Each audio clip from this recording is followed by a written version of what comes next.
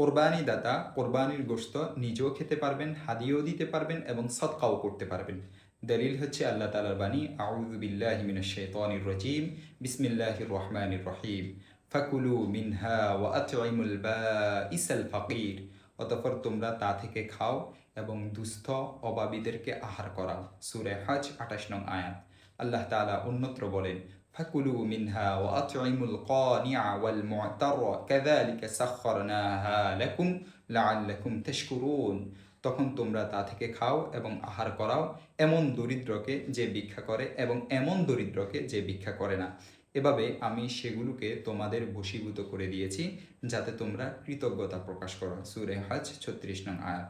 হাদিস শরীফের মধ্যে এসেছে, সালামা বিন আকওয়া রাদিয়াল্লাহু তাআলা আনহু থেকে বর্ণিত, তিনি বলেন রাসূলুল্লাহ সাল্লাল্লাহু আলাইহি ওয়াসাল্লাম বলেছেন, কুলু ওয়া আতঈমু ওয়াদ্দাখিরু, তোমরা খাও, খাওয়াও এবং সংরক্ষণ করে রাখো। সহিহ বুখারী হাদিস নং 5569।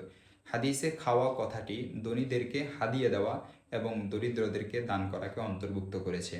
অনুরূপভাবে আয়েশা রাদিয়াল্লাহু তাআলা আনহা থেকে বর্ণিত হাদিসের মধ্যে এসেছে, রাসূলুল্লাহ সাল্লাল্লাহু আলাইহি ওয়াসাল্লাম বলেছেন, কুলু ওয়াদ্দাখিরু ওয়া তাসাদ্দাকু, তোমরা খাও, সংরক্ষণ করে রাখো এবং দান করো। সহিহ মুসলিম হাদিস নং 1971। আর যে অংশটুকু খাওয়া জায়েজ সে অংশটুকু আলাদা করে সংরক্ষণ করে রাখাও জায়েজ। এমনকি সেটা দীর্ঘদিন পর্যন্ত হলেও যতদিন পর্যন্ত রাখলে এটি খাওয়া ক্ষতিকর পর্যায়ে পৌঁছবে না ততদিন পর্যন্ত রাখা জায়েজ হবে, বৈধ হবে। কোরবানির গোশত বন্টনের ক্ষেত্রে উত্তম হলো ৩ ভাগে ভাগ করে নেওয়া, এক অংশ সদকা করা, এক অংশ আত্মীয় স্বজন, বন্ধুবান্ধব ও গরিব প্রতিবেশীকে দেওয়া, আর এক অংশ নিজের জন্য রাখা। এটি একটি মুস্তাহাব ও উত্তম আমল, ওয়াজিব ও আবশ্যকীয় নয়। কিন্তু অনেক মানুষ মনে করে কোরবানির গোশত ৩ ভাগে বন্টন করা জরুরি, ওয়াজিব এবং এতে সামান্য ত্রুটি করলেও কোরবানি হবে না।